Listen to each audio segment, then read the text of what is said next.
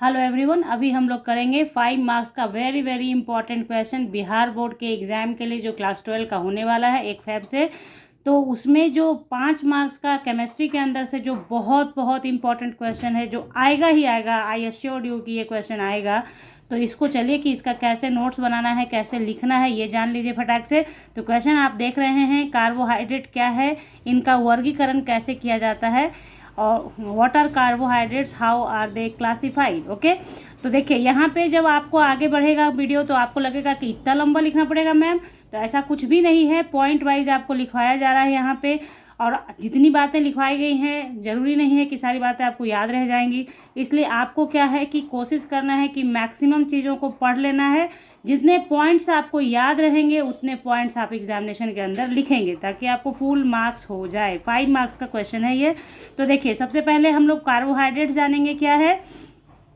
Carbohydrates में भी defined as optically active, ये लिखना बहुत ज़रूरी है। ये जो वर्ड है ऑप्टिकली एक्टिव, ये बहुत ज़रूरी है। ठीक है, मैं पॉइंट आउट करती जाऊंगी आगे बताते बताते कि ये वर्ड ज़रूरी है लिखना। अगर आपने ये मिस कर दिया तो मार्क्स नहीं आएगा।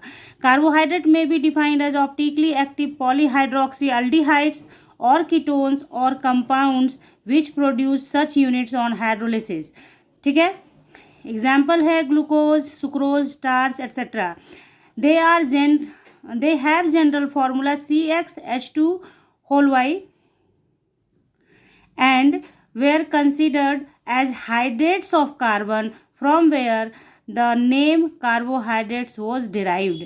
यानी कि ये फॉर्मूला, जनरल फॉर्मूला इस तरीके का होता है कार्बोहाइड्रेट का जनरली, इस वजह से इसे हाइड्रेट ऑफ कार्बन, जिसके वजह से नाम क्या हो गया, कार्बोहाइड्रेट्स। आपको ये पढ़ लेना है, आपको जानकारी रखनी है कि कार्बोहाइड्रेट्स इसे क्यों कहा जाता है, क्योंकि ये डिराइव होता है कैसे, hydrate of carbon, hydrates of carbon से, इसलिए इसको कार्बोहाइड्रेट कहते हैं। ठीक है, ध्यान में रहेगा। आपको ध्यान याद रहा लिख देंगे, नहीं याद रहा तो आप जानकारी है आपके पास कि कार्बोहाइड्रेट्स नेम क्यों होता है। अगर MCQs में आ गया क्वेश्चन तो भी आप कर सकते हैं। ठीक है, आगे देखेंगे। देखिए, अब इस फॉर्मूले का यूटिलिटी क्या है। ये तो कहा गया कि एक जनरल फॉर्मूला है ग्लूकोज का, कार्बोहाइड्रेट्स का। तो इस फॉर्मूले पे अर्लियर ये बातें सही थी कि ये फॉर्मूला इसके लिए फिट है, लेकिन सभी जगह फिट नहीं होता है, तो उस पॉइंट को भी लिखा गया है यहाँ पे। Acetic acid fits into this general formula but not a carbohydrate.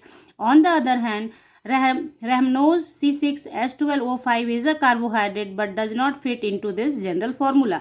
बारी आती है क्लासिफिकेशन ऑफ कार्बोहाइड्रेट्स की, कि कार्बोहाइड्रेट को क्लासीफाई कितने तरीके से किया जाएगा। तो यहाँ देखिए, बहुत आसान सा है। कार्बोहाइड्रेट को 3 फॉर्म में क्लासीफाई किया जाएगा, sugars, non sugars, based on their behaviour on hydrolysis, जिसमें ये सबसे इंपॉर्टेंट है आपका। ठीक है, और 3rd number reducing and non reducing sugar के फॉर्म में। ठीक है, तो देखते हैं एक एक करके।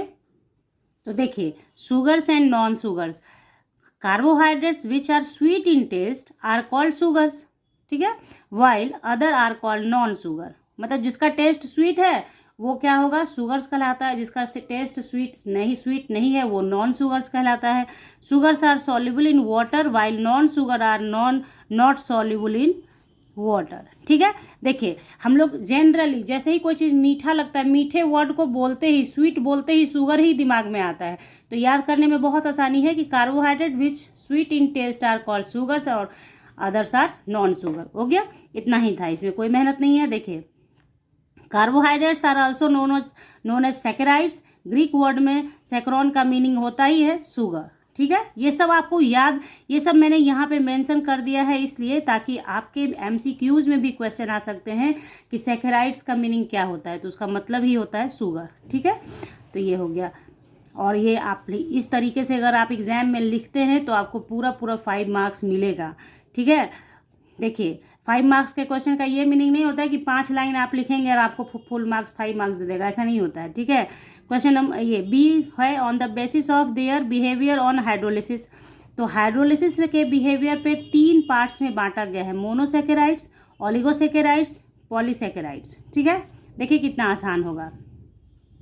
मोनोसेकेराइड्स किसे कहते हैं? A carbohydrates that can not be hydrolyse further to give simpler unit of polyhydroxy aldehyde और कीटोन इज कॉल्ड मोनोसेकेराइड्स। यानी कि मोनोसेकेराइड्स किसे कहते हैं? वैसा कार्बोहाइड्रेट जो हाइड्रोलिसिस के बाद सिंपलर यूनिट नहीं देता है ना, पॉलीहाइड्रोक्सी एल्डिहाइड और कीटोन का, तो उसे क्या कहते हैं हम लोग? मोनोसेकेराइड्स कहते हैं। जैसे कि ग्लूकोज C6H12O6 को कहते हैं। तो जैसे ग्लूकोज, फ्रुक्टोज, राइबोज, ये सब क्या है? हाइड्रोलिसिस के बाद अपने ही जैसा कोई यूनिट नहीं देता है, कोई भी पॉलीहाइड्रोक्सी एल्डिहाइड या कीटोन नहीं देता है। तो नहीं दिया हाइड्रोलिसिस के बाद तो monosaccharides.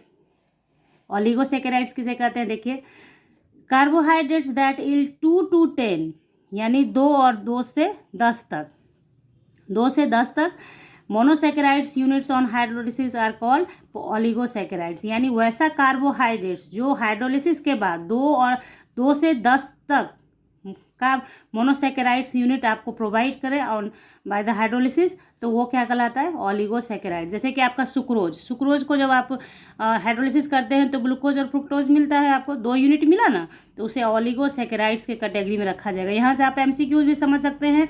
Sucrose is a oligosaccharides. और ओलिगोसेकेराइड्स को भी बांटा जाता है आगे डायासेकेराइड्स, ट्राइसेकेराइड्स, टेट्रासेकेराइड्स एटसेट्रा।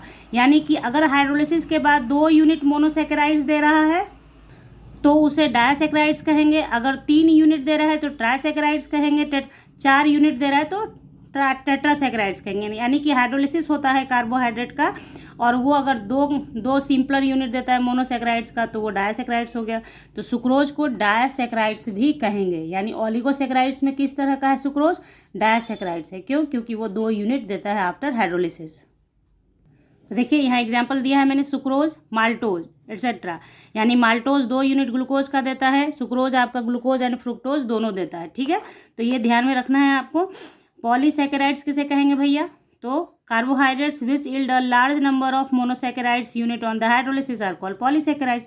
यानी कि अब कोई काउंटिंग नहीं, 2 से 10 तक दिया तो ओलिगोसेकेराइड्स हो गया। उसके ऊपर जो भी यूनिट्स देगा, यानी हाइड्रोलिसिस के बाद अगर 10 से ऊपर मोनोसेकेराइड्स यूनिट्स देते हैं तो उसे क्या कहेंगे? पॉलीसेकेराइड्स कहेंगे। जैसे कि स्टार्च, सेलुलोज, ग्लाइकोजन एटसेट्रा। ठीक है, अब देखिए, polysaccharides are not sweet in taste, hence they are also called non sugar.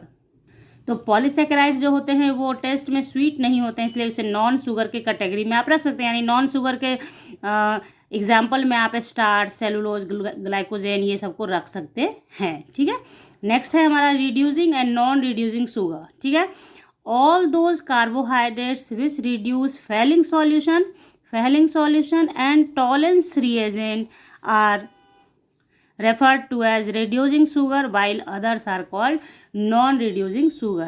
यानी कोई भी कार्बोहाइड्रेट जो फेलिंग सॉल्यूशन और टॉलेंस रिएजेंट को, जो कि आप पढ़ते हैं एल्डिहाइड ग्रुप में, को आपको रिड्यूस करता है तो उसे रिड्यूसिंग शुगर कहेंगे, और जो उसे रिड्यूस नहीं करेगा उसे नॉन रिड्यूसिंग शुगर कहेंगे। सुक्रोज जो है नॉन रिड्यूसिंग शुगर है, माल्टोज और लैक्टोज जो है वो रिड्यूसिंग शुगर है। तो इस तरीके से आपने ये जान लिया आज कि कार्बोहाइड्रेट क्या है और उसका क्लासिफिकेशन कितने तरीके से किया जा सकता है। दिखने में आपको लगेगा कि बहुत बड़ा है ये नोट्स, हो सकता है आप बच्चों को ऐसा लगे, लेकिन ये नोट्स बड़ा नहीं है। बिलीव मी, 5 मार्क्स में आपको लिखना होता है, और जितना मैंने लिखाया है ऐसा ज़रूरी नहीं है कि आप एग्जामिनेशन हॉल में पूरा लिख पाएंगे, कुछ ना कुछ स्किप हो जाता है माइंड से।